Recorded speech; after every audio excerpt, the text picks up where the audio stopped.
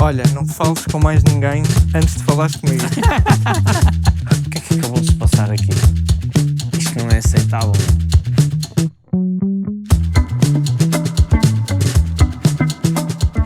Olá, pessoal. Estamos aqui hoje reunidos. Eu gosto de começar assim, tipo padre, estas coisas que dá um bom boost. Não, estamos aqui hoje então para fazer aqui um vídeo podcast, de uma série de alguns episódios que vamos fazer no contexto do 10º aniversário da Pixel Matters. Eu costumo dizer são 10 anos sem ir à falência, penso que é em geral motivo para comemorar, salvo ali um outro acidente, mas nós vamos falar sobre isso durante Ainda vamos a tempo e acho que tivemos alguns acidentes, não de gravidade, de perigo de morte, mas vamos falar sobre isso. Uma pandemia pelo meio também. É de tudo. Pronto, e estamos aqui hoje para... Hoje este episódio é focado nos primeiros 3 anos da empresa. Estou aqui eu, André Oliveira, founder e CEO, e por ordem cronológica de entrada na empresa, João Figueiredo, diretor de operações, que se juntou a nós, tínhamos para aí 6 meses de vida, 7 ou 8, mais coisa, menos coisa. Luís Monteiro, Head of Design, que se juntou também passado um ano, mais coisa, menos coisa da Pixel existir, e o Fábio Martins, que foi o primeiro CTO da Pixel, já não trabalha connosco atualmente, mas como podem ver, a relação ficou suficientemente boa para ele estar aqui presente e podemos estar, digamos, juntos, não é? Em vez de querermos matar-nos uns aos outros. E pronto, e o Fábio esteve connosco durante 5 ou 6 anos. 4 anos e qualquer coisa. Pronto, foi quase 5. Foi quase 5. E teve um papel preponderante, obviamente, nos primeiros, lá está, 3 anos da empresa, nomeadamente na construção da cultura e das bases da nossa área de engenharia. A ideia deste podcast é, como podem ver, um ambiente muito, muito relaxado, quase como se estivéssemos todos à mesa de café, e vamos falar sobre as coisas abertamente, vamos falar em português, como se caso ainda não tenham reparado, e basicamente as regras palavrões está ok, piadas sobre mais já está no limite. Vamos tentar ficar aqui, qualquer coisa aqui no meio, penso que é aceitável, e depois o pessoal que está lá em casa que nos vai dar feedback logo dirá se achou que foi de mais ou que foi de menos, mas a gente acho que se vai controlar. E pronto, e em geral acho que é mais ou menos isto. Eu vou fazer aqui esta figura de falso moderador, uma espécie de Marcelo Rebelo de Sousa, não é? Presido, mas comento, mas estou ali, mando umas postas de pescado. Sim, estamos a gravar isto. O António Costa acabou-se de demitir há 24 horas. Exatamente, para contexto. Espero que isto não seja lançado em março, senão o pessoal já vai ficar a notar que isto demorou muito. E pronto, para dar aqui um mote, só falar aqui começando do início, né? Falando aqui um bocadinho sobre os princípios da Pixel, e usando isto depois para início do tema de conversa convosco. Esta história já contei imensas vezes e até existe, está no nosso blog e tudo mais, mas para quem não sabe, a Pixel Matters é um Digital Product Studio. Nós somos uma empresa que presta serviços de design e desenvolvimento para clientes de todo o mundo, maioritariamente empresas tecnológicas americanas. A gênese disto remonta ali a finais de 2013. Eu era e sou, mas neste momento já não exerço, obviamente, designer digital de profissão. Comecei a publicar alguns trabalhos no Dribbble e no Behance. Começaram a chegar alguns escates, digamos assim, até que um dia chegou um projeto mais sério, ou de uma dimensão maior, e fez sentido abrir uma empresa para receber o dinheiro desse projeto, digamos assim. Pronto, de lá para cá, de uma forma um bocado semi-acidental, não muito planeada, as coisas têm vindo a crescer organicamente, cliente traz cliente, e nós hoje já somos uma empresa de 60 pessoas, temos aqui um escritório no Porto, nos Aliados, e pronto, temos conseguido conquistar algum nome no mercado, espero que seja um bom nome, mas o pessoal agora lá em casa nos comentários e nas partilhas é que poderá também dizer a sua perspectiva. Pronto, é um bocado estranho estar a falar sobre isto aqui com estas 3 personas, porque eles já estão fartos de ouvir esta história, mas pronto, era um contexto inicial importante, principalmente para quem eventualmente está a conhecer a Pixel pela primeira vez no contexto deste podcast.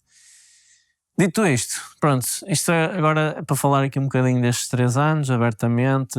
Toda a malta que está aqui tem histórias muito diferentes para contar. A ideia é nós falarmos sobre muitos behind the scenes, peripécias, coisas que aconteceram inusitadas, ou coisas que nós cá fizemos e não devíamos ter feito, sem entrar, atenção, não vamos entrar aqui em ilegalidades, essa parte se calhar não convém falar, também não há muita coisa que eu me lembro, mas pronto, é os tais limites que eu estava a dizer antes, palavrões e piadas sobre demais, vamos tentar manter esse princípio em mente.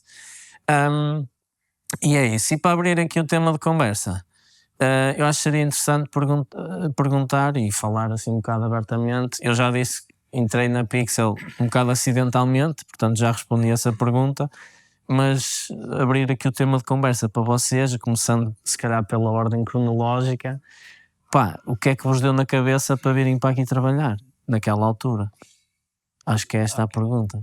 Começo aqui pelo João, se quiseres te apresentar. Posso começar eu? Sim. João Figueiredo, diretor de operações da Pixel. Estou cá há 9 anos e qualquer coisa já. Na altura eu entrei, ou seja, oficialmente o contrato diz 1 de outubro, mas nós começamos a trabalhar em meados de agosto de 2014. Na altura o André abordou-me no LinkedIn por curiosidade, quase para nos, um bocado de networking, para nos conhecer. Eu estava acabado de chegar de uma viagem ao Brasil e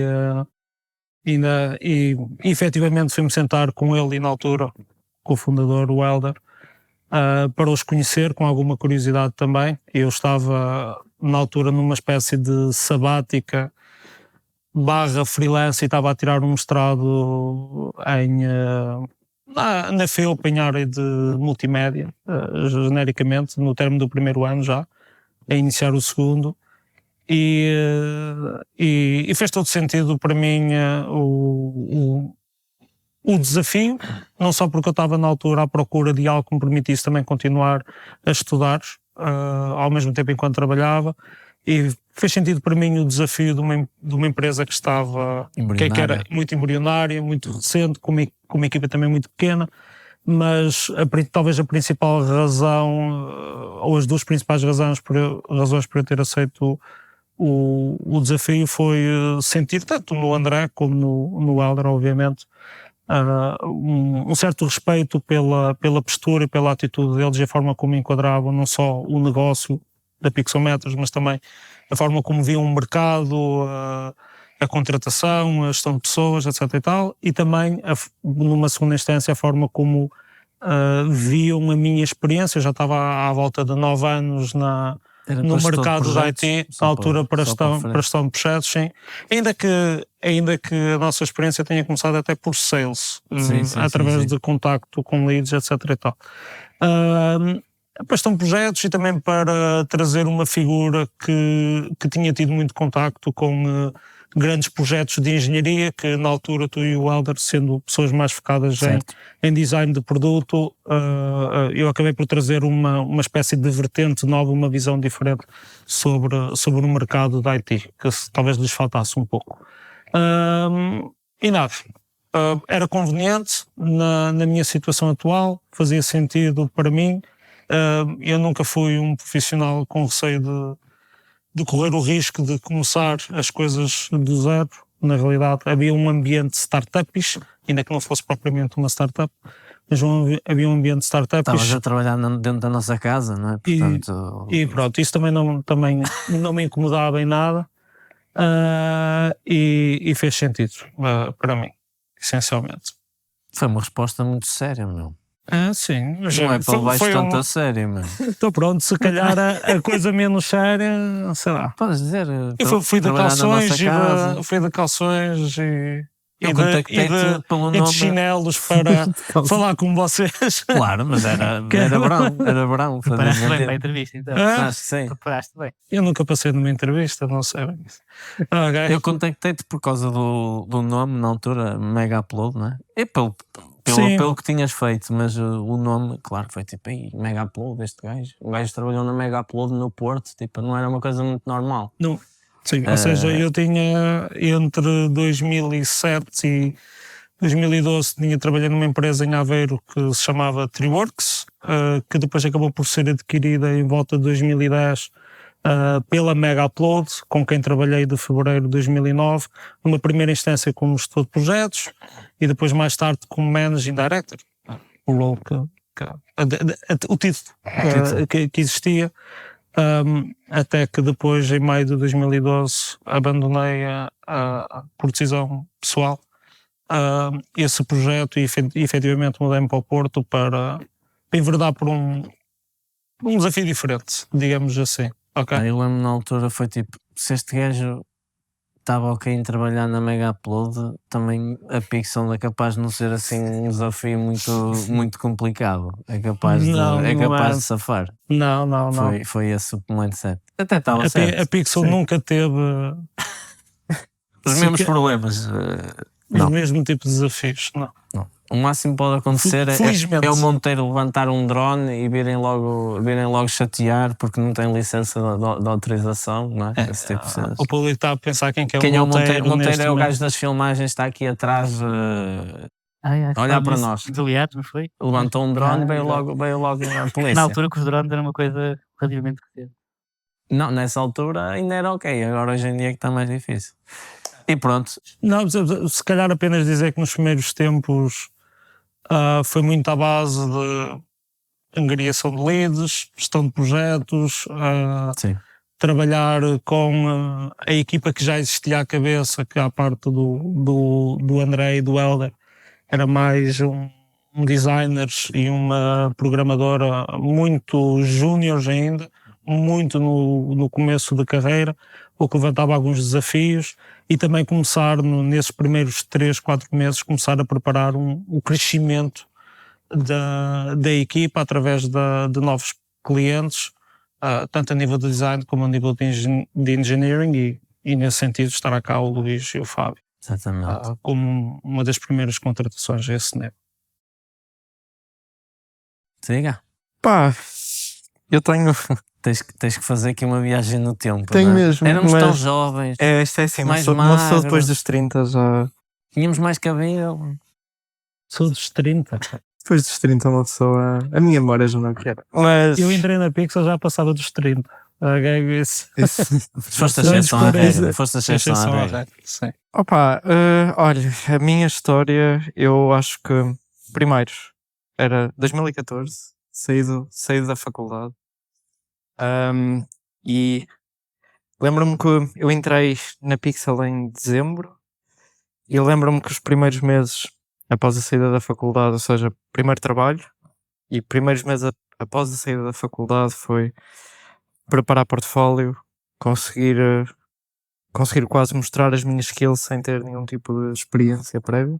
Eu já conhecia a Pixel, eu lembro-me que no meu último ano já tinha ouvido falar aqui ali, já tinha visto algumas vagas, principalmente quando estava a chegar. Era pouca gente. conhecia. Quando estávamos a chegar ali ao final do curso, lembro-me até de uma ou duas pessoas me ter abordado sobre a Pixel enquanto empresa, embora eu não conhecesse nada em detalhe. E eu lembro-me que deve ter sido final de novembro, foi perto da minha entrada, lembro-me que enviei a candidatura, tinha o portfólio pronto, enviei a candidatura. Nunca mais me vou esquecer disto, que foi passado para aí que 30 minutos. Recebo uma chamada do João, quando diz assim. É rápido. Primeira coisa diz. Não, o João diz. Estou, Luís. olha, não fales com mais ninguém antes de falares comigo. Eu, ok, depois marcamos. Estás reservado. Marcamos. Estás reservado. Eu nem sabia muito bem, eu nem sabia muito bem o que é que estava a acontecer. Eu nem sabia o que era trabalhar numa empresa sequer. E então foi assim um bocado. Aconteceu tudo muito rápido. E a minha entrevista foi aqui no Guarani, num café aqui na Avenida dos Aliados. Que foi uma boa primeira entrevista. E foi engraçado porque lembro-me que estava entusiasmado, mas também não sabia muito bem o que esperar, então foi assim, também não sabia exatamente, ou seja, estava a começar, era uma primeira experiência, nem conhecia propriamente o meu valor e acho que correu bem, acho que podemos dizer que correu bem. E pronto, aconteceu tudo muito rápido. Lembro-me que quando terminou a entrevista eu ainda estava ali um bocado em êxtase de, ok, isto há uma semana atrás há uma semana atrás eu estava à procura de trabalho e agora estou aqui e está isto tudo a acontecer. Sem dúvida que foi uma decisão excelente ter enviado a candidatura. Nunca tive propriamente dúvida em enviar ou não, sabia que era algo que eu queria fazer. E pronto, e acho que a partir daí uma semana e meia depois já estava aqui no primeiro. Já estavas a trabalhar. Sim. Foi só o tempo de mandar ver o computador e... Foi isso, basicamente. Foi isso. Mas sim, opa, e acho que foi assim uma entrada, por ter acontecido muito rápido, acho que não processei logo tudo, mas agora olhando para trás e vendo até o crescimento da empresa até hoje, acho que foi das decisões mais acertadas que eu fiz. Pediste muito pouco sem dinheiro na altura, não sabia o meu... É verdade. Aliás, a entrada... expectativas salariais, e eu lembro que foi tipo, opá, eu sei qual era o valor, mas não é assim tão importante. Quiserem e tal. Sim, foi... Mas pronto, mas acho que... Eu acho que há aqui outras coisas que serem importantes contar neste contexto. Podes dizer o valor, meu. Já foi há tantos anos. 600 euros. É normal. Eu acho que aquilo que foi óbvio nessa contratação foi que tanto eu, o André, e na altura o Heller também, nós vimos muito valor e muito talento nos teus 2 ou 3 projetos que tu tinhas no portfólio e na forma como te apresentaste. E nós estávamos numa fase tão embrionária onde toda a aposta era em talento puro, ok? E então aquilo que nós fomos efetivamente fazer contigo para o Guarani não foi uma avaliação técnica nem nada, foi apenas apesar, ainda que tenha havido uma certa componente, sim, faz quase parte do modus operandi de uma entrevista, né? do processo de entrevistas, mas foi quase uma validação de perfil e conhecer, porque nós já estávamos à cabeça muito entusiasmados. Tanto é que a maioria do tempo nós estivemos a falar sobre a tua paixão pela Lady Gaga, etc e tal, e sobre as... Não me lembro disso. É real. Pois não, porque foi eu que fiz a entrevista. Ok, já nem me lembro. Não me lembro. Pedimos um chá e estamos a falar para a meia hora da Lady Gaga. É verdade. Foi um bom icebreaker. Foi um bom icebreaker, pronto. Eu acho que falta aqui já não é bem um icebreaker. É um tema de conversa. Não, foi um tema de conversa e era óbvio que deveríamos apostar no Luís. Foi óbvio para todos. Sim. E acho que também foi óbvio para o próprio Luís dar esse passo, ok?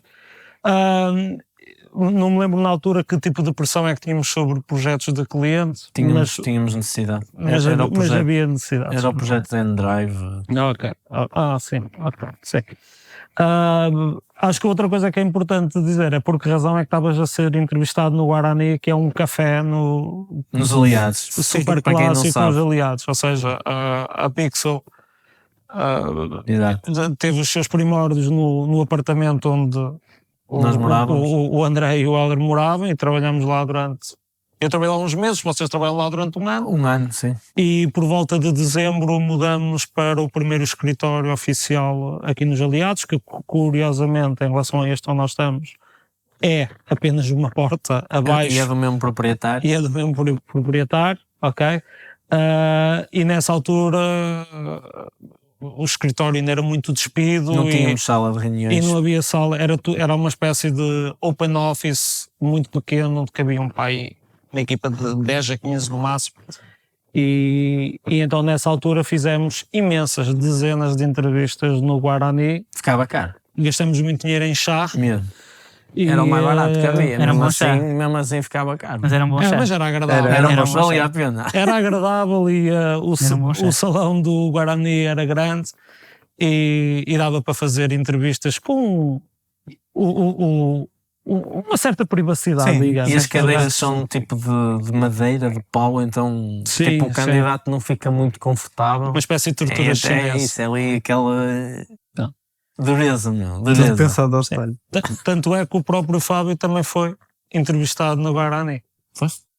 Também fui no Guarani. E também cheguei a fazer entrevistas no Guarani. Olha. É.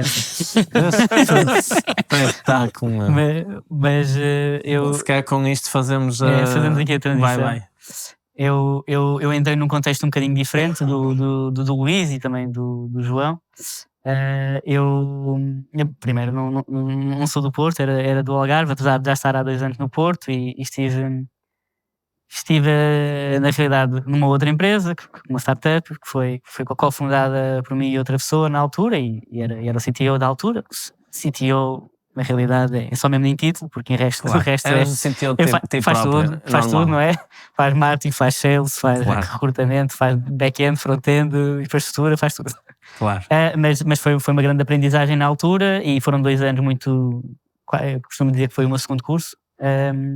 Foi durante aqueles 2 anos e depois no final percebemos que o projeto não fazia sentido continuar e saímos e então procurei um novo desafio e queria sair um bocadinho do contexto em que estava, sendo que também vivia numa cidade onde não conhecia muita gente, abrir um bocadinho também a minha rede, digamos assim, era algo que me interessava. E a Pixel na realidade também já conhecia de algum sítio. Acho que pelo logo a ser muito carismático na altura, eu já via aquele logo onde já me era familiar e eu estava à procura efetivamente de uma nova empresa, de um novo desafio e sempre tive alguma ligação ao design.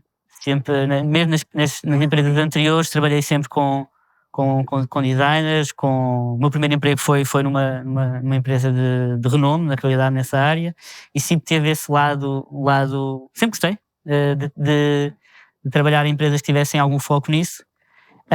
E depois de conhecer a Pixel e de ver os projetos, que a gente usava muita expressão de às vezes dava vontade de lamber e sentia isso, que tinha aqueles pillow buttons que na altura eram muito engraçados e a página da Pixel destacava-se claramente de outras e aquilo sempre me cativou e eu sempre disse, esta malta parece-me ter muito potencial, parece-me ter aqui um projeto muito interessante. E depois quando mandei a candidatura, fui logo chamado, foi também uma conversa com o João. E tivemos uma conversa no Guarani, que correu mesmo muito bem, foi muito orgânica, muito natural. E lembro-me na altura, terminámos a conversa com um de vocês a dizer, falámos aqui 1 hora, mas parece que já nos conhecemos há anos. E foi mesmo, foi um bom indicador de que efetivamente havia ali muita sintonia. E depois também havia aqui outra coisa, que havia o projeto do Finta, que foi na altura exposto, e eu também sempre trabalhei num contexto em que tinha uma empresa de serviços que depois tinha um produto à parte e a empresa de serviços fazia bootstrapping esse produto e eu sempre tive essa paixão mais por produto e o facto de poder trabalhar nesse produto que era o Finta foi algo que era um aliciante grande para mim de poder fazer parte disso, ainda para mais na área do futebol, que era uma rede social que em termos técnicos era interessante, era um desafio interessante, e também sendo um apaixonado de futebol, obviamente que foi também um fator. E por último, não vou dizer que o escritório também não me comprou, porque Era bonito. Sendo um apaixonado também pela cidade e estando a viver no centro da cidade e trabalhar no centro da cidade era sem dúvida um fator importante. Não vou dizer que era o mais importante, mas na altura era muito mencionado como um fator tinha um charme. Os primeiros 5 anos Tinha no um charme, escritório, depois mais tarde os croissants. Tinha muito impacto. Não, mas tinha impacto e tudo isso no fundo foi um fator e obviamente que depois de conhecer-vos e a equipa conseguia ver muito potencial ali e na altura tinha até outras 2 propostas para para outras empresas concorrentes, não da mesma área, mas eram duas empresas fortes no Porto e na realidade optei pela Pixel porque acreditei muito no potencial do projeto e no potencial das pessoas. Foi muito por aí. Bem, meu. E muito bem. E não foi de todo por questões financeiras, na verdade. Na altura pagava-se pouco. Acredito. Pai, foi uma excelente decisão. Obviamente a tua entrada na altura foi super importante para nós e ajudou-nos a ter ali um arranque mais a sério da componente de desenvolvimento na Pixel.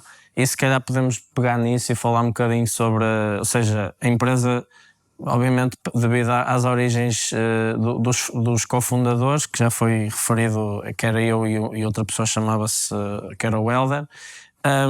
Nós éramos os dois designers e portanto naturalmente foi lógico a empresa começar primeiro por fazer design e prestar apenas serviços de design. Depois, passado um ano, talvez nem isso, começámos a perceber da necessidade de também fornecer aos clientes e ter a possibilidade de fazer também desenvolvimento dos projetos nos quais nós participávamos.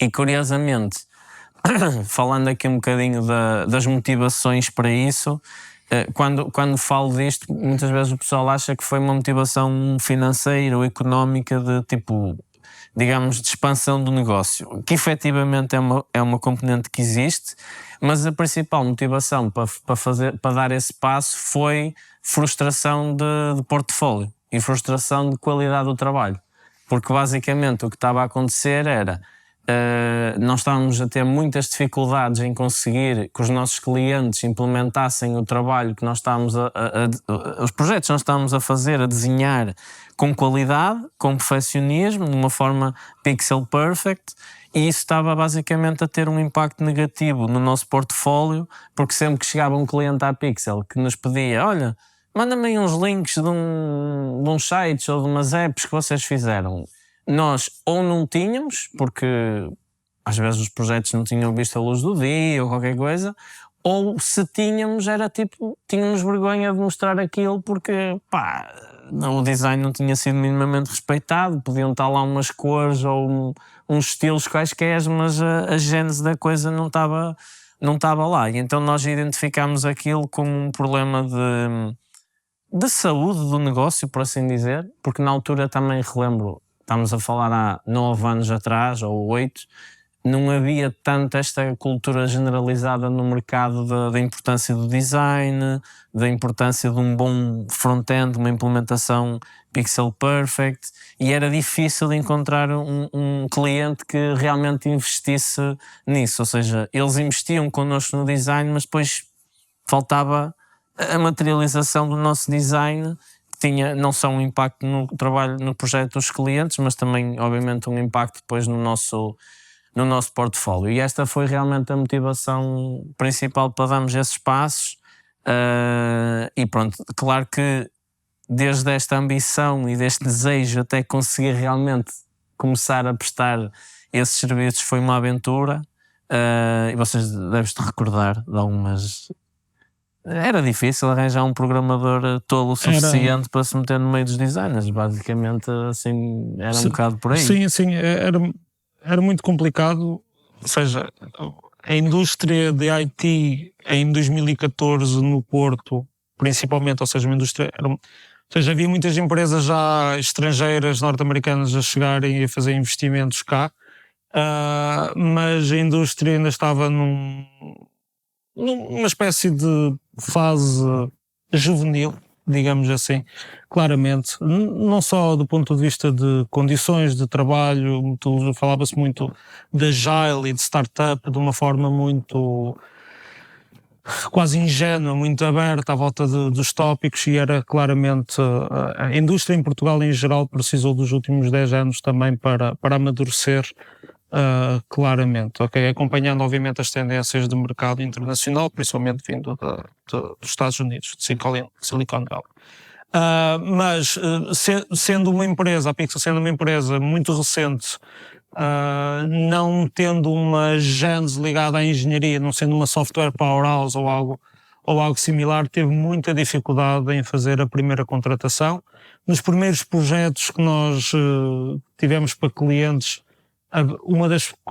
nós quase em paralelo fazíamos uma dupla contratação, ou seja, que era uma busca de developers para vir trabalhar connosco com a experiência mínima. Na altura não havia capacidade sequer, nem nome, nem capacidade financeira de irmos à cata de pessoal super experiente, com 5, 10 anos de área, ou seja, não contratávamos muito poucos seniors, na verdade.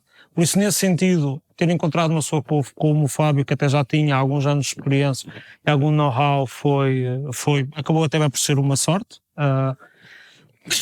dentro deste âmbito, mas era muito difícil fazer as primeiras contratações, e para isso recorremos também a uma espécie de carteira de freelancers que geramos na altura, que nos ajudava a avançar com projetos. Inclusive muitas vezes adjudicamos leads de engenharia sem programador suficiente para fazer.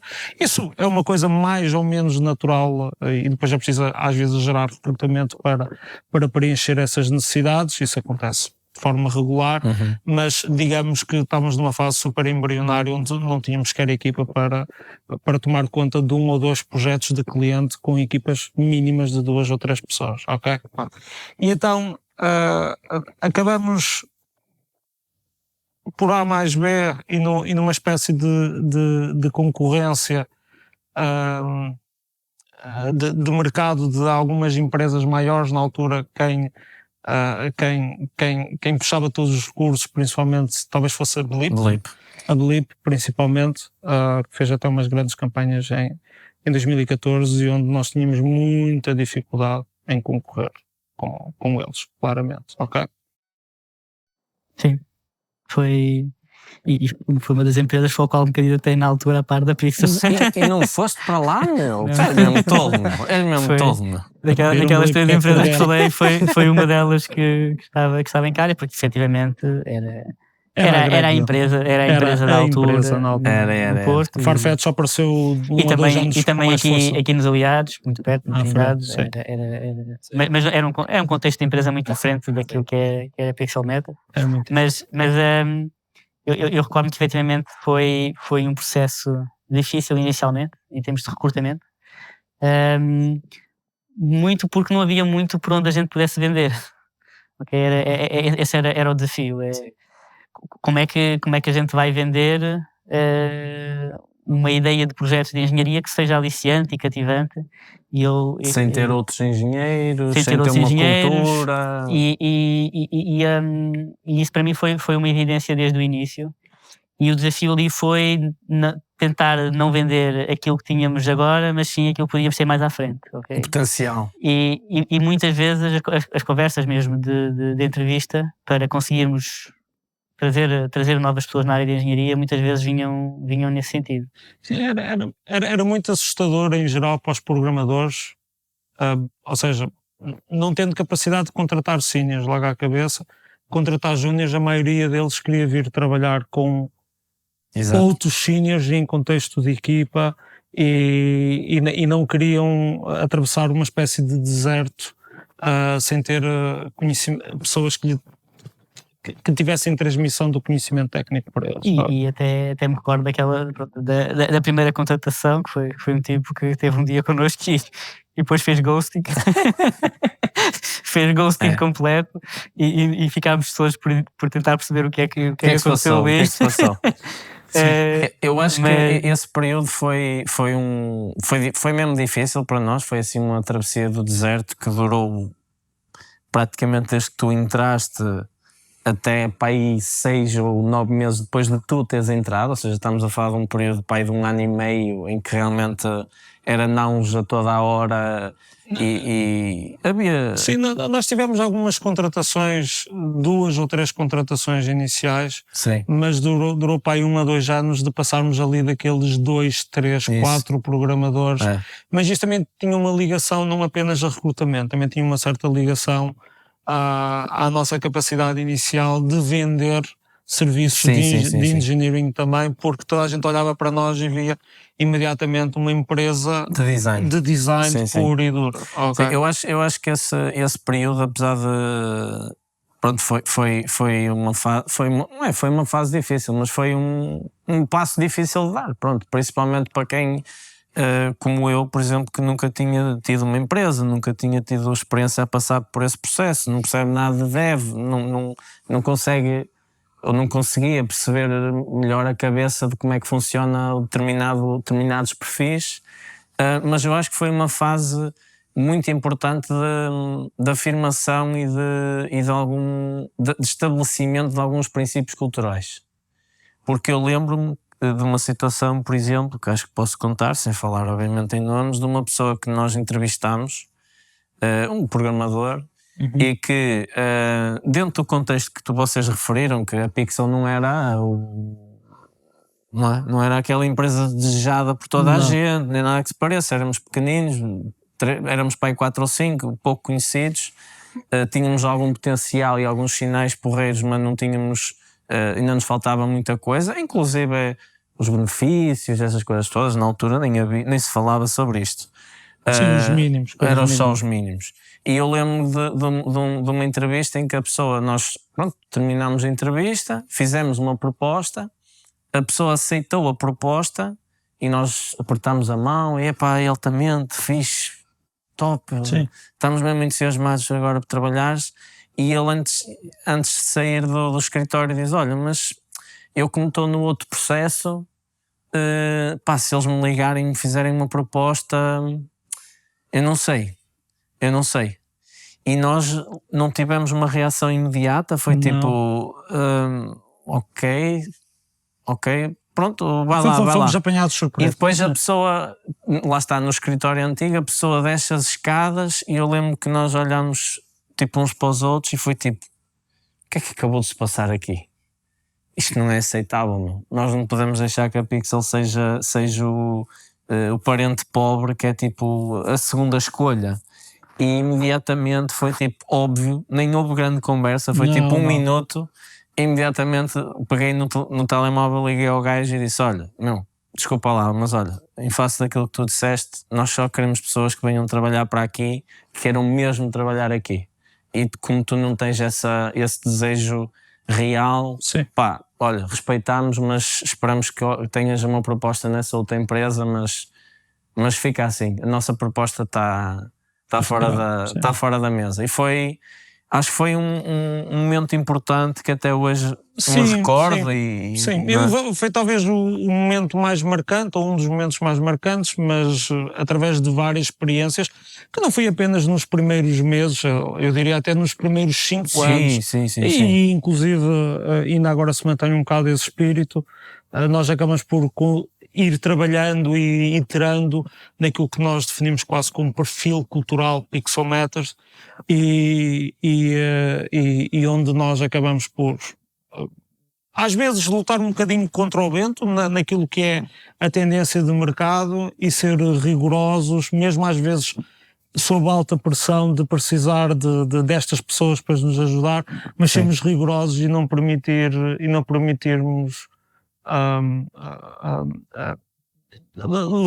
precipitar-nos em contratações que podem não ser as mais adequadas a médio e longo prazo e apenas ter uma visão de túnel a curto prazo. Eu acho que estou de acordo contigo que efetivamente os primeiros anos foram extremamente importantes para ditar a forma como nós abordamos o recrutamento e de certa forma também a retenção. Okay? Sim. Exato, os mesmos princípios aplicam-se. São similares.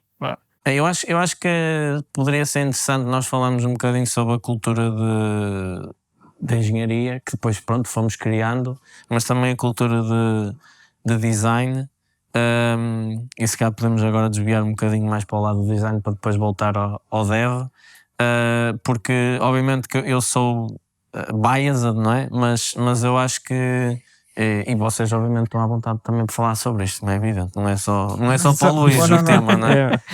Mas eu acho que obviamente a Pixel foi uma empresa ou seja, foi uma das empresas que nos últimos olha, na última década, não é? Já podemos dizer já isso. podemos praticamente dizer isso, impulsionou mais esta visão e esta forma de estar e de fazer as coisas mais design-driven e o design ter um lugar à mesa, como se costuma dizer. Não sei se queres falar um bocadinho sobre isso. Ou... Sim, opá, não só antes de entrar cá, mas depois também agora... Sim, vamos lá ver, acho que o mundo de design e a forma como as empresas veem design mudou muito ao longo dos anos. Ainda não acho que esteja num sweet spot, acho que caminhamos para lá e acho que está muito melhor do que estava 10 anos atrás. Mesmo antes de entrar na Pixel eu sabia, pessoalmente eu no meu contexto, eu sabia que queria ir para uma empresa que valorizasse o design. Já pensavas nisso? Já pensava nisso porque era claro para mim, embora eu não soubesse as nuances do mercado e aquilo que estava a acontecer no mercado, era claro para mim que havia oportunidade pelo menos de trazer aquilo que era o mundo digital para um passo acima.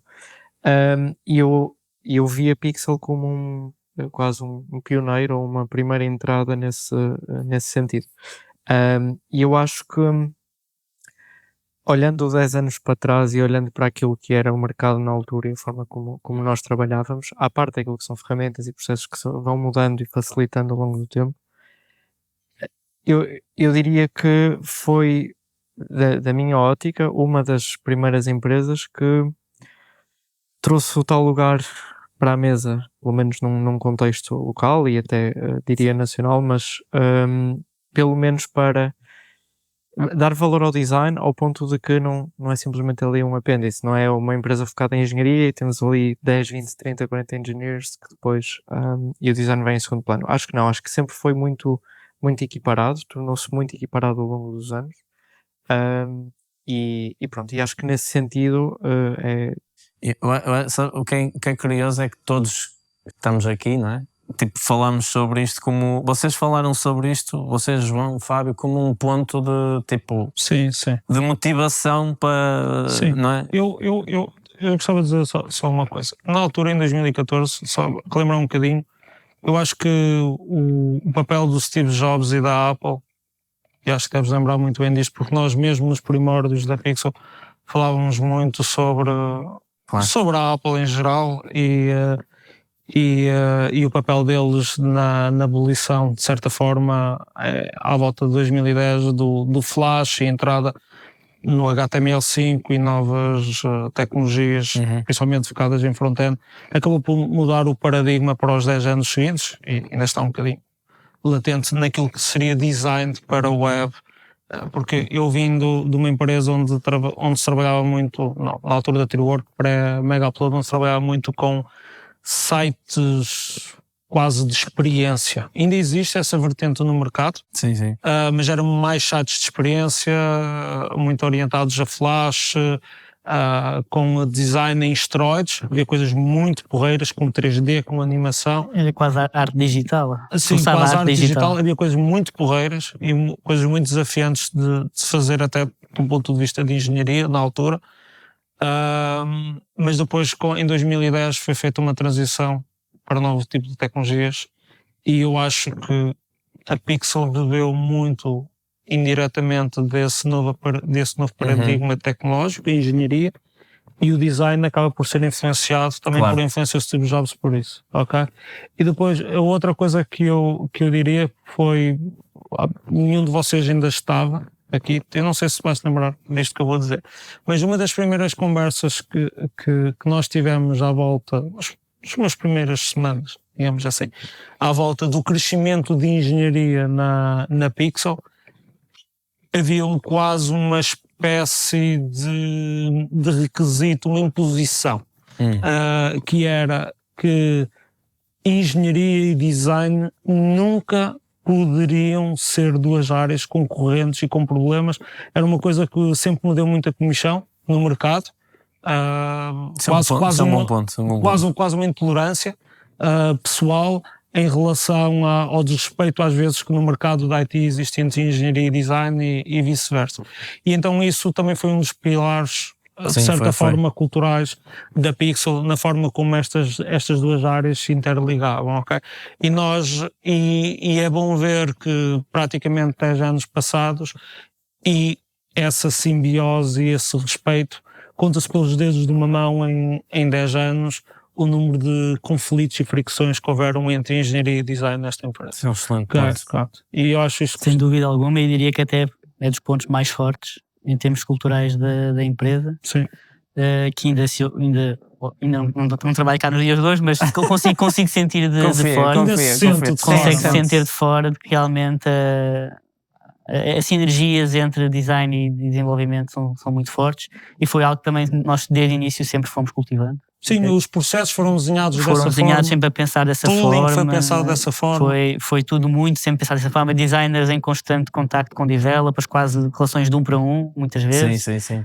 Sem grandes pontos pelo meio, e isso foi sempre mais Mesmo valia. o perfil do front-end engineer foi sempre também de alguém cá dentro, de alguém que tinha um certo respeito e admiração. Sim. Um híbrido, mas Foi- um certo respeito e admiração. Foi evoluindo, diria, ao longo do Sim. tempo, mas ao início, sem dúvida alguma, que era alguém muito próximo, Muito próximo ao próximo. design. Mas acho que há algo basilar até num contexto, estamos a falar de perfil, e eu acho que nesse sentido, uma das coisas que eu sinto que é muito importante nessa colaboração é quase a cultura de feedback que nós também temos, e a capacidade de engineers terem uma perspectiva crítica sobre design, e essas capacidades que eu acho que é algo que nós também tivemos muito, ou seja, não estão completamente alheios, e eu acho que isso é importante. É colaborativo. É puramente colaborativo. E designers também saberem absorver esse feedback e saberem trabalhar em conjunto com foco ao produto final. Eu acho que isso é o que cria não só o bom ambiente colaborativo, mas também a capacidade de, olha, estamos todos a caminhar naquele sentido e vamos tentar tirar o melhor das nossas capacidades. Isso é um excelente ponto, porque efetivamente eu não trabalhei em muitas empresas antes da Pixel. A Pixel é de longe a minha maior experiência profissional, mas eu recordo-me de eu e vocês também falarem, e outras pessoas falarem, que aquele conflito, o developer olhar para o designer e vice-versa como um inimigo era o pão nosso cada dia, e era difícil encontrar exceções, e de facto nunca foi uma questão para nós, tipo, Sim, foi uma não. coisa tão... Ou melhor, foi uma questão, mas foi uma questão cedo para que nunca se tivesse transformado isso, numa questão. ou seja, foi uma coisa tão orgânica, tão natural, tão... Em termos culturais, a empresa sempre se focou muito em que isso não fosse um problema. Por isso, houve sempre ali quase que uma prevenção para que esse problema pudesse acontecer ou escalar. Mas com naturalidade. E para além disso, a empresa teve sempre uma natureza mais design-driven, pelos Sim, próprios sim. fundadores, Sim, não é? sim, E sim. por isso era normal que também o respeito para com a equipa de design fosse Mas substancial. design-driven sem romanticismos exagerados, que isso Não. também é importante. Mas Ou o seja, que acontece com é que outras pragmatismo empresas não são muito design-driven, e este tipo de coisas têm tendência mais a acontecer, porque são muito mais focadas na parte da engenharia, desvalorizam um pouco mais o design, e isso nunca aconteceu aqui, por isso nunca houve muito espaço. Sim. Acho que o respeito nunca acontece de design para a engenharia, muitas vezes é o oposto. É a engenharia com muito respeito para com o design, porque sentem mais força, mas acho que foi efetivamente algo que culturalmente sempre se resolveu bastante bem na empresa. Sim, e depois de certa forma também é inevitável isso afetar a forma como fazíamos sales e procurávamos clientes, porque os próprios clientes procuravam essa identidade connosco de exigência de qualidade, de ligação, de design, ou seja, os clientes raramente fazem, no início da relação, raramente fazem uma avaliação da forma como nós respeitamos design ou engineering, assim, do campo, digamos assim, mas é algo que eles procuram culturalmente em nós e que nós, exato, é um fit. E então acho que os próprios perfis dos clientes também acabam por influenciar também depois, e nós temos muita proximidade quase sempre dos pontos de contacto dos clientes com a equipa. Não é? É quase sabemos. Eles procuram isso, essa cultura, procuram isso, e sabem que nós vamos entregar isso. Não é um deliverable. Então de certa forma, o próprio perfil de cliente e os próprios clientes ajudaram-nos a dar força ainda mais a esta cultura que nós tínhamos de base. Sim. O que é interessante de ver. Sim, e também recordo mais, se calhar, mais ali para o final dos 3 anos, quando estávamos já em transição ali para o outro escritório, e eu recordo da gente até ter algumas conversas havia sempre uma tendência, que eu acho que foi um erro na altura da nossa parte, de às vezes compararmos muitas vezes com outras empresas e tudo mais, e foi claramente um erro na altura. E eu lembro na altura Compararmos nós com, sim. com outros, e pá, não fazia sentido, até os contextos eram muito diferentes. Não. Sim, havia muita comparação, principalmente em processos de recrutamento. Em retrospectiva não faz sentido, mas eu lembro de a gente ter uma conversa de pá, como é que a gente efetivamente se pode diferenciar, e a resposta era simples, era qualidade. Era quase sempre isso. Era qualidade. Tipo, nós tínhamos que vender não só para os clientes, mas também para um próprio processo de recrutamento. Sim. Os designers e os developers, quando estavam interessados por nós, era pela qualidade que sentiam que nós conseguíamos impor. De processos E de tudo. De processos, de design, de engenharia, de tudo. E a partir do momento em que nós sentimos que efetivamente nós tínhamos essa marca, foi muito mais fácil de começar a vender e de escalar a equipa. Mas foi um processo até chegar aí. Okay? Sim. Mas quando a gente conseguiu efetivamente vender a ideia de que nós vendemos qualidade, e quem vier trabalhar connosco vai trabalhar em qualidade, no fundo, acho que aí foi uma mudança, um shift muito grande depois em toda a empresa. Ainda hoje em chamadas de sales nós usamos a expressão que aquilo que o cliente pode esperar de trabalhar, de obter ou trabalhar connosco é uma cultura de excelência. É muito difícil de vender isto a um cliente no sentido direto, ou seja, nós não prometemos a nenhum cliente que vamos mudar a cultura da tua empresa, porque isto não é assim. Mas nós claramente, pá, e lá está, e bem dessa gênese, claramente identificamos que se trabalhares connosco, nós vamos ser uma driving force for good neste tópico. Cultura de design, cultura de engenharia, processos de trabalho, comunicação, sei lá, pá, essas coisas todas, e de facto remontam ali aos early beginnings, não é? Não, podemos pegar agora neste tema da relação entre designers e devs e falar um bocadinho mais aprofundadamente sobre essa tal cultura de engenharia que teve que ser criada from the scratch, digamos assim. Acho que era fixe falar um bocadinho sobre isso. Sim, a cultura de engenharia acho que foi evoluindo, na realidade, evoluiu com o tempo significativamente, e estou certo que hoje há de ser substancialmente diferente, mas houve ali várias coisas importantes, digamos assim. Ao início, efetivamente, aquilo que eu senti quando entrei na empresa é que havia uma cultura de engenharia de muito freelancing. E porque era efetivamente... Era o que havia. Então não havia metodologia, todos os processos eram muito aquilo que um freelancer normalmente faz, e assim que entrei senti logo alguma falta de pequena estrutura, e o facto de não termos isso também dificultava, por outro lado, o lado do recrutamento, porque era muito difícil vender aquilo que não existia na altura, não tínhamos frameworks, não havia nada. Mas os clientes achavam que tínhamos muita coisa. Acredito que sim. Isto é uma mensagem importante ao pessoal que estiver a ouvir. Eu recordo que o início não era nada front-end, era quase tudo. Aquilo que a gente chamava depois de UI development. Era muito CSS, JavaScript nativo, e não havia muita estrutura de engenharia, efetivamente, havia muito desenvolvimento de UI.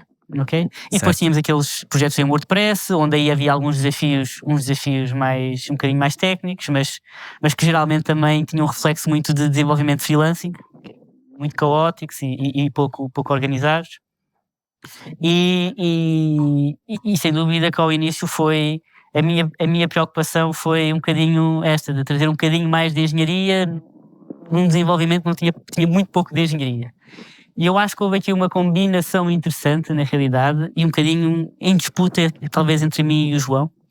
Porque o João, ele falou bem... Hot take. Metam aí um spicy, depois um emoji. Disputa no sentido de um pontos de vista saudáveis e que se complementaram, ok? Porque o João vinha muito de um background de arte digital, e eu lembro muitas vezes ele tinha muita discussão que ia muito nesse sentido, ok? O tal perfeccionismo no UI, a qualidade das animações e tudo mais, e eu depois puxava um bocadinho mais o lado de produto, ok? Onde ia buscar um bocadinho mais, ok, precisamos ter uma framework de suporte a isto, precisamos de ter, se calhar, introduzir um bocadinho de alguma qualidade em termos de testes, em termos de processo de engenharia. E ele puxava muito por esse lado e eu acabava por puxar um bocadinho por este. E até ele fazia muita referência a projetos anteriores onde esteve, onde fazia isto e aquilo e o outro, e era normal. E eu tentava sempre não puxar tanto para esse lado, ainda que entendia o valor disso, mas tentava sempre enquadrar aqui mais o lado de engenheiro, menos o lado de design e mais o lado de engenheiro. E depois foi aí, também com a oportunidade de alguns projetos que entraram, que surgiu depois a introdução do Angular na altura, era o Angular 1.4, o maior foco em JS, principalmente, mesmo nos projetos que nós tínhamos de back-end. Foi necessário o back-end, muitas vezes recorríamos ali ao PHP Laravel, mas depois também Django mais tarde, muito mais tarde, sim. Mas houve depois também com o projeto por Finta na altura, houve muita incidência em JS, precisamente porque toda a equipa tinha que ter bases sólidas nessa linguagem, porque para dar resposta a JS, se quiseres só dizer JavaScript, ok? O pessoal que vai estar a ver porque isto, inevitavelmente numa empresa que era muito design driven, ok, o desenvolvimento na parte de UI era fundamental. Sim, e se era para dar resposta àquilo que estavas a dizer, à capacidade de conseguirmos implementar em condições aquilo que desenhávamos, era efetivamente necessário termos uma equipa muito focada em JavaScript, e foi desde aí que foi um bocadinho... Que se mantém até hoje, ou seja, isso foi uma direção core que afeta o... E mesmo muitos dos projetos que depois vieram mais tarde, aplicações híbridas de mobile, de back-end, muitas vezes também foi utilizado JS, Node.js, Next.js e por aí adiante. O Node tinha acabado de ser em 2012, o HTML5 em 2010, era uma inevitabilidade depois do aparecimento de frameworks como Vue e o desenvolvimento de React, principalmente. Por isso era quase um caminho inevitável para a Pixel, tendo a ligação que havia de design. Okay? Eu entendo a ligação que tu referes à componente de UI, porque nós estávamos a vender muito a capacidade de implementar interface, claro, com 99,9% de rigor. Esse era um dos pontos-chave de venda, mas efetivamente a minha experiência maioritária no passado até vinha de produtos de stack total, e com estrutura de servidores e de pipelines, etc. e tal. Mas efetivamente havia referência a projetos passados, porque essa referência ajudava, na minha ótica, a solidificar a cultura de implementação rigorosa que ainda se verifica na empresa. E foi de facto, como disse, foi uma complementariedade. Sim. E complementariedade no sentido que depois, sempre que eu também tentava introduzir tópicos mais de engenharia, nunca me senti incompreendido pelo João. Claro. De todo.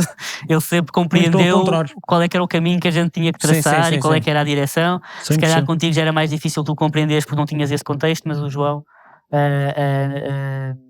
sem dúvida nenhuma que tinha sempre esse contexto, mas havia sempre esses pontos de vista, um estava mais por uma coisa, outro estava mais por outra, e foi muito por aí que a cultura foi crescendo. E se nós olharmos para as primeiras peças para as primeiras pessoas que nós recrutámos, todas elas muito UI driven, muito focadas muito próximas à equipa de design, à implementação de design, tinham um gosto particular por isso. E depois com o tempo fomos começando a buscar perfis um bocadinho mais próximos à engenharia, com características diferentes.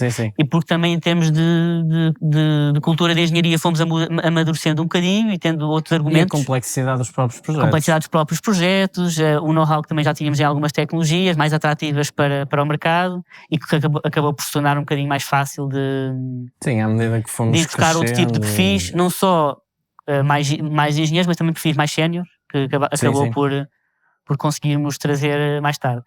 E no meio disto, eu na altura também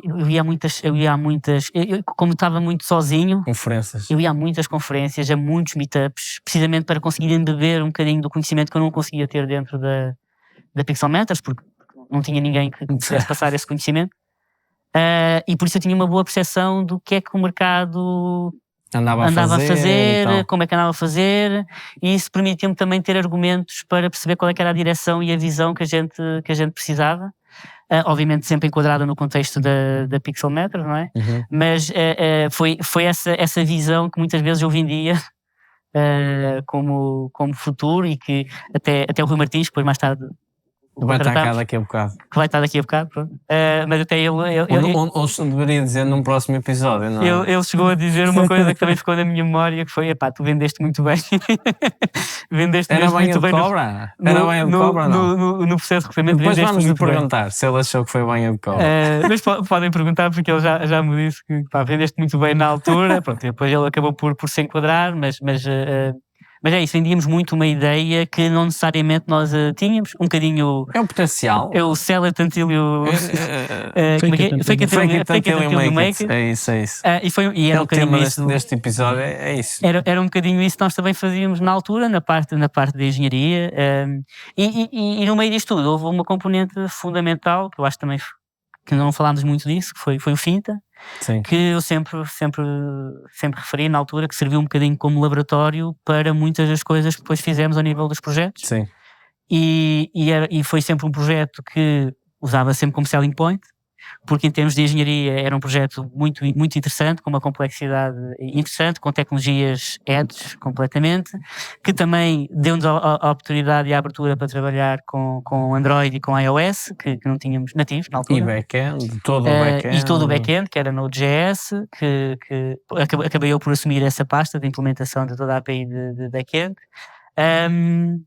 Mas que efetivamente foi ali que nós começámos a introduzir os primeiros conceitos de unit testing, de continuous delivery. Um laboratório é uma boa palavra. E foi um laboratório de facto, e muitos dos princípios que depois fomos aplicando a outros projetos, muitas vezes a gênese deles acabaram por ser no Finta. Não que na altura em discussão nós não achássemos que fazia sentido avançar, Sim. mas era quase como aquela coisa de temos a certeza, ok, que isto funciona, faz sentido, vamos implementar aqui noutros sítios, e obviamente dava confiança à equipa para poder fazê-lo também.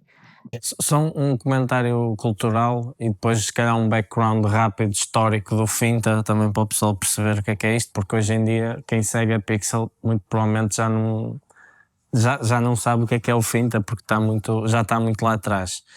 O comentário que eu ia fazer é, eu acho que independentemente de eu, por exemplo, não ser programador e não perceber muito sobre a área, hoje em dia um bocadinho melhor, mas não sou developer, não me está no sangue.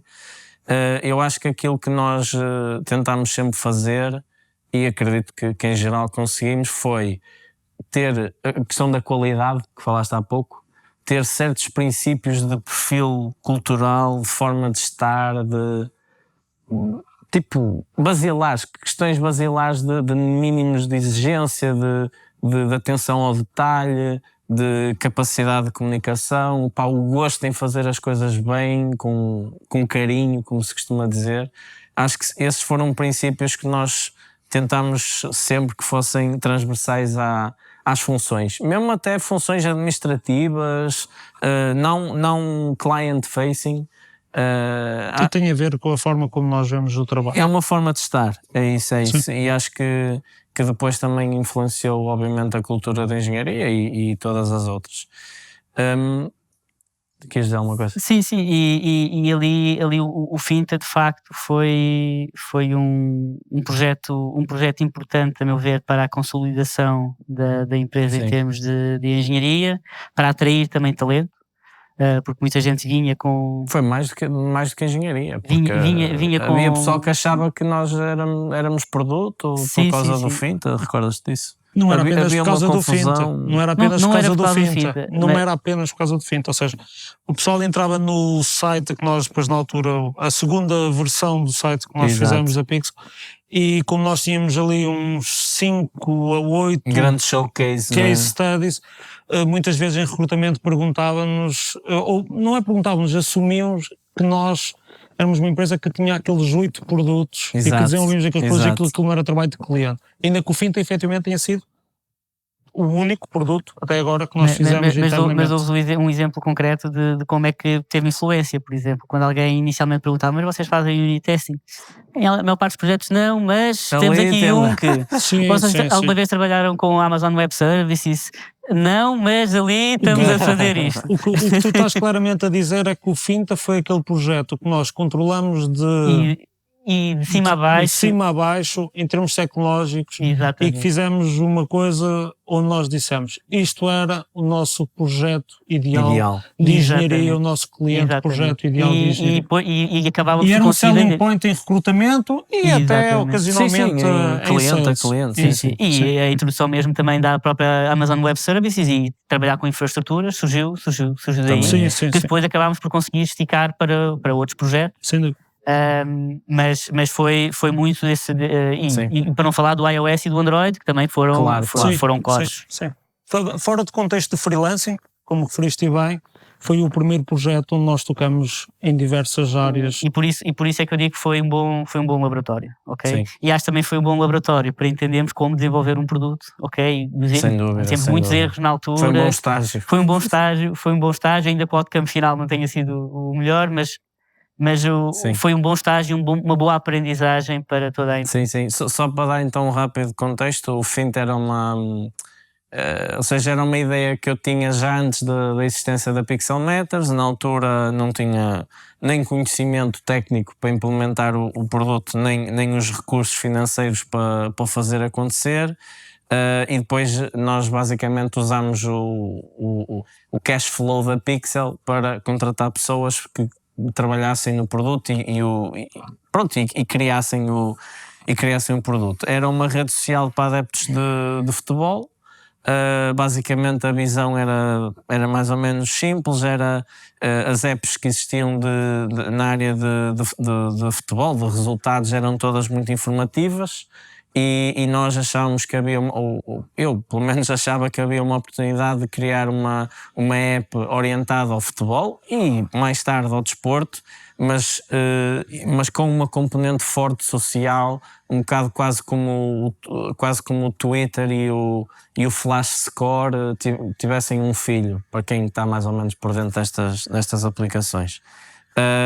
E nós efetivamente executámos nessa visão, criámos duas aplicações, uma iOS e uma Android. Tínhamos algum engagement, tínhamos alguns utilizadores, nunca também abrimos aquilo para fora de Portugal, ou seja, queríamos um crescimento. Tínhamos algum receio de uma explosão, acho eu. Tipo, se viesse a acontecer, era alguma coisa que nós sentíamos que não estávamos assim muito preparados a vários níveis diferentes, técnicos, de recursos humanos, de conhecimento, de experiência, sei lá, havia ali muitas... Não sei se eu percebo o que estás a dizer, mas não sei se era tanto isso. Eu acho que o grande problema do Finta foi efetivamente a existência da Pixel Matters. Exato. Porque e aqui invocando o meu conhecimento televisivo do Shark Tank, Shark Tank, eles dizem uma coisa óbvia: se não estás focado no produto que estás a desenvolver, dificilmente ele vai fazer step up. Esse foi... E ainda que o trabalho que nós fizemos no Finta tenha sido qualitativo, chegamos a trabalhar aqui há 2-3 anos, se calhar até mais. 3 a 4 anos. Pronto, ou seja, é muito tempo para investir num projeto que muitas das vezes as necessidades da Pixel e a necessidade dos clientes e do crescimento da Pixel e de trabalhar nisso acabou por passar para segundo relevo plano. E levou também a muita coordenação e a muito esforço. Ou seja, tanto a própria Pixel se podia ter desenvolvido mais rápido e mais cedo se não tivesse havido o foco ainda que eu concordo, por exemplo, contigo que haja vantagens para a Pixel no desenvolvimento do Finta, mas também o Finta depois acabou por nunca dar o next step, porque efetivamente o foco, nós percebemos que a Pixel se estava a desenvolver e estava a crescer. Canibalizava. É isso. Eu costumo usar a expressão que a Pixel era tipo um cavalo selvagem que corria sempre em frente e ninguém o conseguia controlar. E o problema era que as mesmas pessoas estavam envolvidas. E também acho que houve um erro fundamental no projeto, que foi não termos um modelo de negócio claro desde o início. Sim, e isso obviamente que fazia com que ele à partida não gerasse a revenue necessária para se alimentar. Na altura nem era essa a principal questão, porque monetizar um produto social é difícil. A questão principal era mesmo as pessoas que estavam envolvidas na gênese da Pixel, na liderança estavam na liderança do Finta, e então não dava. Porque se houvesse dedicação total é isso. Ao produto Finta, essa pivotagem de negócio seria mais... eventualmente iria acontecer bem mais cedo. Teoricamente, espero eu. Sim, mas é isso. Seja lá ele qual fosse e tivesse ou não sucesso. Mas é isso, e depois nós depois acabamos por desligar o produto pelas razões que acabamos de falar, mas acho que é uma recordação que a gente todos fala sobre isso com carinho, não é? Nem que seja pelo facto de termos lançado no ano em que Portugal ganhou o Europeu. 2 semanas antes de ganhar o Europeu. 2 semanas antes de ganhar o Europeu. Demos aí uns posts virais para as redes, que tínhamos o escritório nos aliados. Foi incrível. E então filmámos os festejos do pessoal e o pessoal a gritar o golo do Éder e o caraças, essas coisas todas. Fizemos um vídeo de apresentação também muito, muito engraçado, aqui com o mesmo pessoal que está a gravar isto. E pronto, e foi uma lição, principalmente do ponto de vista de foco e de é muito, eu relembro inclusive o esforço e a energia. Era muito desgastante passar do mindset de serviços para o mindset de produto. Eu lembro, tenho a memória que era a real startup. Eu tenho a memória de, por exemplo, de manhã estarmos no Finta e a gente estava no mindset A e depois de tarde passar para o B. Era muito desgastante. Eu por acaso recordo-me disso. Sim. Pronto, e acho que aquilo que também fará sentido, podemos falar um bocadinho. Desculpe, eu acho que nós sempre achamos que eventualmente o Finta teria um sucesso mínimo que eventualmente poderíamos, ou seja, porque esse era o plano. Sim. Isolar o produto, torná-lo numa empresa, formar uma equipa para ali e a Pixel continuar a desenvolver. E chegámos a falar bastante. E falamos muito sobre isso. E isto depois também toca um bocado na gênese da Pixel, do ponto de vista de não ser aquela pura startup que recebe investimento e que entra num programa de aceleração sensivelmente há 3 anos e que cresce dessa forma quase desenfreada. E o Finta talvez viesse a ser isso, caso tivesse tido um sucesso, mas mesmo depois, e outra vantagem à parte da componente tecnológica do Finta foi a discussão quase de choque entre isso que estás a referir, dos serviços versus produto, a terminologias como MVP, de como abordar um cliente nesta lógica versus como abordar... As métricas... Tudo. Sim. Havia muita... Era diferente. Sim, as funções de Project Management versus funções de Product Management. Houve muita entropia nessa fase. E mesmo do lado da engenharia eu recordo-me de haver alguma fricção, por muitas vezes também estar muito no Product Engineering e na realidade nós precisamos mais de engenharia virada a projeto. E havia também um bocadinho essa dificuldade às vezes, porque são realidades distintas, são contextos diferentes e têm necessidades diferentes também. Eu até acho isto de certa forma um bocado natural, porque entre 2014 e 2016, nessa fase tudo era startups, tudo era investimento. Desde os Estados Unidos e Portugal estava, na altura, Portugal Ventures, etc. a entrar nesse âmbito e estava a haver também muito investimento local, Porto de Lisboa, de empresas estrangeiras à procura, em modo startup, à procura de desenvolver os armazéns, basicamente, o desenvolvimento cá. E acabamos por... de vez em quando, não vestir 100% o fato de macaco do provedor de serviços. Havia conversas à volta se éramos uma agência. Lembras disto? Se éramos uma agência, se não era uma agência, se éramos um provedor de serviços. Ainda hoje se vai falando disso. De que forma é que nós nos assumíamos no mercado? Porque fazíamos um bocado de tudo, de certa forma. Eu acho que, olhando para trás, acho que o que fica é mesmo a experiência e o conhecimento e o know-how que nos trouxe, tanto do ponto de vista do processo que é criar um produto, o conhecimento da engenharia, o conhecimento de product management, de questões também de growth, de marketing, de branding, de social media, que foi, na altura tínhamos inclusive uma pessoa a trabalhar num horário diferente para acompanhar os jogos depois que haviam tipo à noite, para meter os golos na aplicação, essas coisas assim. E em termos gestor de conteúdos. Exato. E ao fim de semana, inclusive, também para acompanhar, lá está, para acompanhar os jogos. Era um emprego santo. Vamos ser. Estar a ver a bola já agora, e a meter vídeos, meu, tipo, a ver os golos e tudo, era um emprego santo. Era bom. Se me pagassem para fazer isso, eu ficava todo feliz. Essa pessoa ainda cá está. Está cá. Como QA. É verdade, é verdade. A transição completa e está cá há 7 anos já. É verdade. É verdade, sim senhor. Uma história de amor.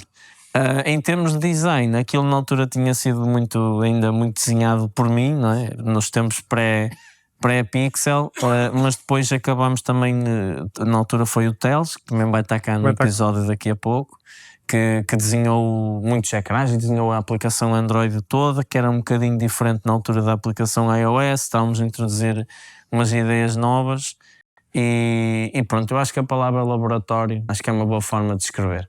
Para esta parte final, se calhar era porreiro falarmos um bocadinho sobre a marca da Pixel e sobre os nossos clientes e um bocadinho como é que os nossos processos e a nossa cultura foram influenciados por isso.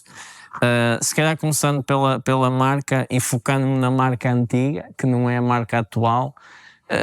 Só dizer basicamente que aquele foi um logo que nós contratamos a um designer ucraniano, o Alexander Sapelkin, acho eu, mas está no Dribbble da Pixel, quem quiser ir lá ver, depois pode deixar o link nos comentários, deixo este desafio para os mais atentos.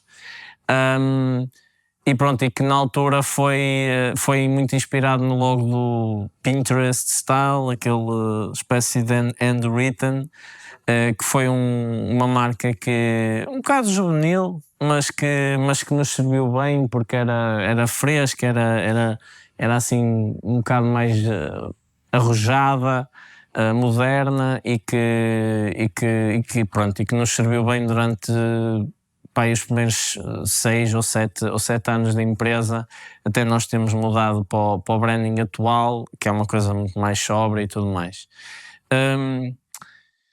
Em relação aos clientes, já foi falado no início já no início do episódio já referi que, ou seja, nós começamos a obter clientela através de publicar o trabalho em plataformas como o Dribbble e do BS, que são plataformas de partilha de design.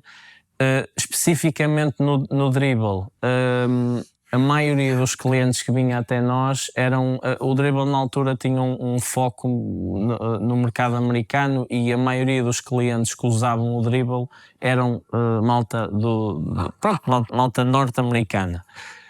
E foi assim que os primeiros clientes americanos vieram ter até nós. De lá para cá as coisas há um bocado o network effect, que é, tu se tiveres clientes no país A, probabilidade, ou na cidade A, a probabilidade é teres mais clientes daí, se fizeres bom trabalho e se fores sério e se fores honesto, naturalmente. E o mesmo, este network effect é uma coisa que nós aprendemos que se aplica em qualquer área geográfica, não apenas no sítio no país ou na cidade onde a empresa está estabelecida, e nós somos uma empresa portuguesa nesse aspecto, mas que realmente a nossa network de clientes está nos Estados Unidos. E antes de passar aqui a bola para vocês, estás-te a rir de quê, meu?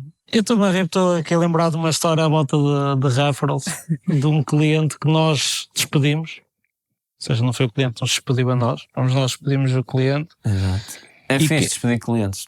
Diz ao pessoal lá em casa. Sim, ocasionalmente a Pixel despede um ou outro cliente, aconteceu isso várias vezes. Sim. Ao longo dos 10 anos, quando achamos que a relação não é saudável ou que não há alinhamento cultural ou que até isso até possa estar a afetar a equipa dedicada a esse cliente pela negativa. Ou seja, isto obviamente são em contextos muito extremos, mas já aconteceu e houve, talvez nos 2-3 primeiros anos da Pixel, efetivamente nós despedimos um cliente e esse cliente depois foi pedir referrals e alguém que nós não fazemos a mínima ideia quem é, um cliente americano, referenciou-nos a nós 24 horas depois, o cliente que nós despedimos. Recordo-me dessa história. Tínhamos ido jogar à bola, meu. Estava no balneário e abriu o e-mail e foi tipo... E era de alguém da costa leste dos Estados Unidos a fazer referral a nós, mas era de um amigo que estava na outra ponta dos Estados Unidos.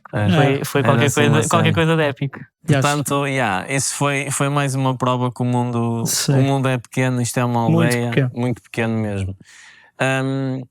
E pronto, ou seja, acho que para introduzir este tema, acho que o que se calhar é mais interessante de partilhar e de referir é que, tal como na questão da passagem do design para o desenvolvimento, o pessoal pode achar que o interesse e a motivação principal de uma empresa como a Pixel para ter clientes americanos é uma questão financeira. E efetivamente não vou estar aqui também com grandes rodeios em relação a isso. Obviamente nós, como qualquer empresa, queremos ser lucrativas e que nos paguem o máximo possível, mas esse nem é o fator-chave. O fator-chave tem mesmo a ver com o fit cultural e a forma como nós nos conseguimos realmente sentir respeitados e valorizados e falar a mesma língua, tipo, de quem está do outro lado. E essa cultura dos clientes e a cultura de trabalho das empresas tech norte-americanas, de uma forma geral, influenciou muito a cultura da Pixel e nós bebemos muito disso e hoje a nossa cultura é um bocado... Sim.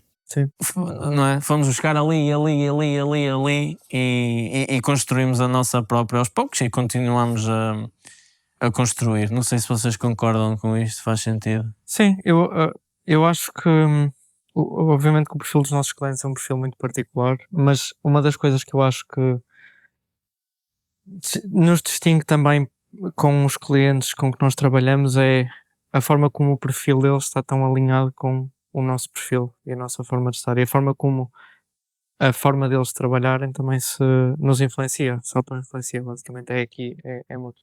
E isso de uma perspectiva, até vários níveis, uma perspectiva cultural, forma de estar e forma de pensar, mindset, que eu acho que é até muito apelativo para qualquer pessoa que trabalhe na Pixel, porque está de facto alinhado com a nossa forma de ser, mas também numa perspectiva de processos, na verdade. Eu acho que quando eu entrei na empresa, obviamente já haviam alguns processos estabelecidos, já havia uma forma de trabalhar e uma forma de estar, mas acho que cresceu tudo muito à volta daquilo que, não só de quem nós éramos, mas de quem era o nosso cliente, e nós trabalhávamos com clientes que estavam às vezes do outro lado do mundo. E então os nossos processos também acabaram muito por se mutar, ou seja, a forma como nós comunicamos, o foco que nós temos até hoje em dia na comunicação assíncrona, e acho que isso tudo de certa forma permitiu, nós até chegamos a ter uma tagline no nosso site, penso que era We work while you sleep. Exatamente. Pronto, que eu acho que é um bocado... Não, mas tens de terminar a frase agora. We work while you sleep and you sleep while we work. Certo, pronto. Ou seja, goes both ways. Eu acho que é um bocado por aí, que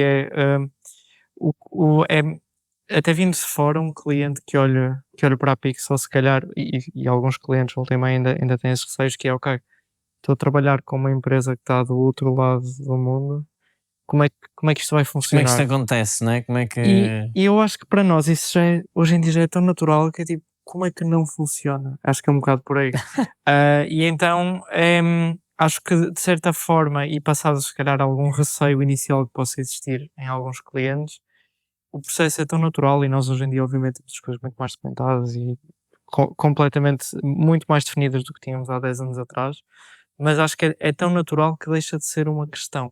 Desde este período pandémico, pós-pandémico, o teletrabalho é um tópico, principalmente na força de trabalho, mais à volta das pessoas, das pessoas que trabalham dentro da empresa, uma lógica mais gestão, mas na sua gênese a Pixel acabou por ser uma empresa muito orientada ao trabalho remoto e a processos remotos, Sim. porque 90 e tal % dos nossos clientes, sim, grosso modo, estavam efetivamente em fusos horários completamente distintos, a maioria nos Estados Unidos, mas na sua embrionário, nos seus primeiros anos tivemos muitos clientes australianos, um ou outro asiático também, e então todos os processos que nós desenvolvemos, principalmente a nível de comunicação, transparência para o trabalho que estávamos a fazer para os clientes, como é comunicado o design, apresentações, mesmo depois de alguma sincronia com o engineering, ainda que talvez tenha sido mais nesta base,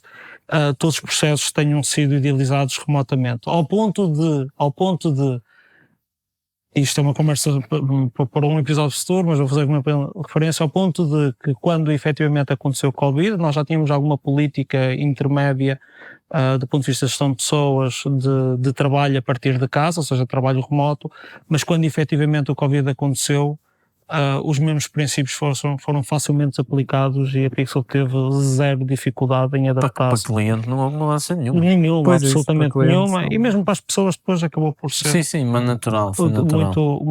muito simbiótico. O ponto das apresentações de design eu acho que é interessante, porque é uma daquelas coisas que para nós sempre foi um bocado tipo... Como é que é possível fazer de outra maneira? Mas eu lembro de entrevistas em que o pessoal ficava muito surpreendido. Se calhar hoje em dia não acontece. Acontece. E acho que existe sempre uma estranha... Para dar um bocadinho de contexto, as nossas apresentações são totalmente escritas, não é? Como vocês sabem. E acho que... Nós sabemos, mas o pessoal... Sim, como vocês, sim. Mas eu acho que as nossas apresentações, mesmo o molde... mudou ao longo do tempo, mas o formato em si manteve-se escrito. Obviamente que existem reuniões, existem weeklies, existem dailies com clientes e isso obviamente é um complemento, mas as nossas apresentações sempre foram feitas escritas através de ferramentas específicas. E eu acho que isso, não só isso, mas isso associado a uma recorrência, porque nós sempre trabalhamos muito, nós nunca trabalhamos em silos, estamos um mês a trabalhar num projeto e só depois é que apresentamos ao cliente, isso não acontece. Então existe aqui uma recorrência associada às apresentações, principalmente às apresentações de design. Eu acho que esta recorrência também ajuda a reduzir um bocadinho alguma ansiedade que os nossos clientes pudessem ter de, ok, o que é que se está a passar do outro lado do mundo? Há sempre algo a acontecer. Exato, há sempre algo a acontecer, há sempre aqui alguma coisa a ser feita e existe essa visibilidade. Isso toca um bocadinho também no ponto da comunicação, que eu acho que é algo que é chave naquilo que nós fazemos no dia a dia e em design principalmente é muito notório, que é a nossa comunicação recorrente, o darmos sempre status updates, o sabermos partilhar aquilo que estamos a fazer para que o cliente também se sinta confortável no nosso próprio trabalho. E eu estava a dizer há pouco que eu acho que hoje em dia, mesmo em recrutamento, ainda existe uma estranheza de, ok, mas vocês não fazem apresentações faladas ao cliente, não existe um deck onde estamos a apresentar os designs. E então existe sempre, em algumas pessoas é mais natural, no contexto de onboarding de empresa, obviamente, mas acho que existe sempre uma estranheza de, ok, agora tenho que transpor os meus pensamentos e as minhas justificações de design de forma escrita. E é quase um shift de mindset. Obriga-te a pensar. Obriga quase, tipo, estas apresentações escritas têm 2 ou 3 propósitos muito, muito importantes. Um obviamente que é conseguirmos refletir sobre a forma e aquilo que nós queremos dizer, porque às vezes em apresentações real time é um bocado difícil de conseguirmos expor tudo da forma que nós queremos. E o segundo ponto, eu acho que muito importante, principalmente para os nossos clientes que estão do outro lado do mundo, é eles conseguirem digerir aquilo que nós estamos efetivamente a apresentar e o trabalho que nós estamos a apresentar. Porque se fosse tudo real time, existe sempre alguém a precipitar-se, alguém a dar algum feedback muito imediato, e eu acho que as apresentações eliminam um bocadinho isso. E de certa forma nos protegem a esse nível, e acho que isso é importante. É um bom exemplo. Eu ainda ia acrescentar aí uma coisa, que nós naquela altura tínhamos uma equipa muito júnior. Júnior não. com muito potencial. Muito potencial. Não, mas era uma equipa júnior que efetivamente o contacto direto com o cliente acaba sempre por deixar um estado mais nervosismo maior. Mas isso deixar um bocadinho mais ser em um xeque. senior com 10 anos de experiência e ter esse receio mesmo. Exatamente, tens toda a razão. Mas aqui o ponto é conseguires fazer uma apresentação escrita, permite teres a calma, a tranquilidade para não te colocar numa pressão desse uma defesa género. nossa também em relação ao próprio perfil dos designers, porque os designers sem críticas, trabalham em comunicação, é a sua base, é comunicação visual, mas nem sempre vêm prontos, principalmente na entrada do mercado, e se a empresa não promover este tipo de processo, não vêm prontos para fazer uma apresentação de forma robusta e confiante em frente a um cliente. Ficam muito expostos. Sim. E então a comunicação assíncrona veio dessa diferença de fuso horário e de coordenação, mas acabou por beneficiar e na realidade a escrita é uma forma mais refletida e mais robusta de passar uma ideia de forma cuidada, ok? Sim. E eu até vou um bocadinho mais longe, porque eu acho que este processo depois também levou a que se desenvolvesse quase uma espécie de requisito para os nossos clientes, que era a disponibilidade, ainda hoje é, a disponibilidade do cliente de acompanhar a nossa velocidade e a nossa cadência, porque que é um desafio. Que é um grande desafio.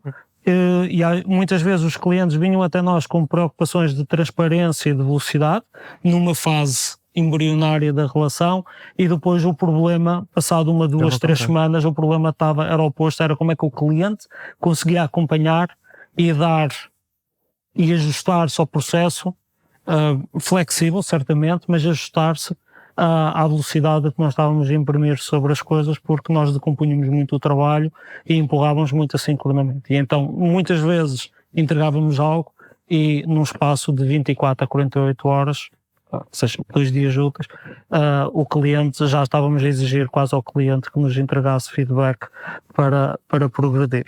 Ok? Então. Sim, e também tocaste aí nesse ponto e também acontece uma coisa que eu acho que os nossos clientes acabam também por se adaptar aos nossos processos, ou em parte aos nossos processos, e o facto de conseguirmos manter tudo assim, num registro de tudo, e conseguirmos ter as coisas transparentes para toda a gente, também permite que exista um alinhamento maior ao longo do desenvolvimento e do life cycle de um produto. E acho que é isso. Sim, acho que é um ponto... É um bom exemplo, digamos assim, dessa adaptação. Eu acho que uma coisa também importante de ter o perfil de cliente que nós conseguimos ter e que é muito filtrado, ou seja, também não queremos que o pessoal ache que isto é tipo... É um acaso, não. Existe essa filtragem no processo de sales. Se nós sentirmos que não há ali fit cultural, mesmo que o cliente tenha a capacidade financeira, provavelmente não vamos trabalhar juntos. Mas eu ia falar era da exigência. O facto de serem tech geeks do outro lado e pessoal do tech, estão sempre em cima da última cena que foi lançada, sempre em cima do que está a acontecer, o novo CMS, o novo não sei o quê, obrigam-nos a nós, acabam por puxar por nós também, e pronto, e é a tal coisa de a cultura do lado lá influenciar também a nossa positivamente e idealmente isto é uma relação both ways, não é? Que a nossa influencia a deles e a deles influencia a nossa. A exigência e a velocidade do mercado americano também é brutal. É brutal. É brutal. É muito brutal e isso também, sem dúvida, que teve um reflexo na cultura da Pixel. Sim. O nosso perfil de cliente é maioritariamente um perfil tecnológico. Sim. E pegando nesse ponto, acho que o único que eu acrescentaria aqui é que até é um ponto forte, a meu ver, de retenção e também de recrutamento, é a realidade quase múltipla que o colaborador da Pixel pode ter, porque tem esta equipa, tem a sua própria equipa de cliente, mas depois as equipas dos clientes trabalham de forma muito próxima, principalmente até em engenharia, quase numa lógica de augmentação das próprias equipas de cliente, trabalham muito próximo deles e acabas por quase trabalhar em 2 empresas ao mesmo tempo. Sim. Naquela que te contratou e naquela para a qual e para o projeto e para a equipa com quem trabalhas para produzir, para o cliente, para a equipa para quem produz. Tens diferentes microambientes e pronto, e se esses microambientes forem muito díspares ou negativos ou tóxicos, lá está, é esse o momento em que a gente às vezes despede um cliente, não é? Sim. Para usar aqui um exemplo concreto. Porque torna-se um problema difícil de gestão e de satisfação cultural, porque ao fim e ao cabo estás a ter uma má experiência numa empresa que até podes considerar que é a empresa mãe. Exato. Ok? Mas depois estás a ter uma má experiência no contexto do cliente e da equipa onde estás inserido. Pronto, malta. E com isto acho que chegamos aqui mais ou menos ao final deste primeiro episódio. Muito obrigado, principalmente a ti, estás a doar o teu tempo a fazer aqui esta participação. Acho que falamos sobre muita coisa, mas para a malta que depois vai ver isto, estejam à vontade para deixar mais perguntas ou algum comentário no YouTube ou no LinkedIn ou em qualquer sítio onde vejam este vídeo, e nós, se não foi falado aqui ou se não foi respondido ou se não ficou claro, depois um de nós irá lá e responderá, e pronto, e acompanhem os próximos episódios. Eu ia dizer porque nós também não, mas não é, mas perceberam a ideia. Eu também estava a sentir aí fugiu-me um trocadilho, não sei agora como terminar, mas está bom. E terminamos assim. Vamos lá. Obrigado. Agora saímos com naturalidade, que é isso, né? Pronto, vamos lá embora.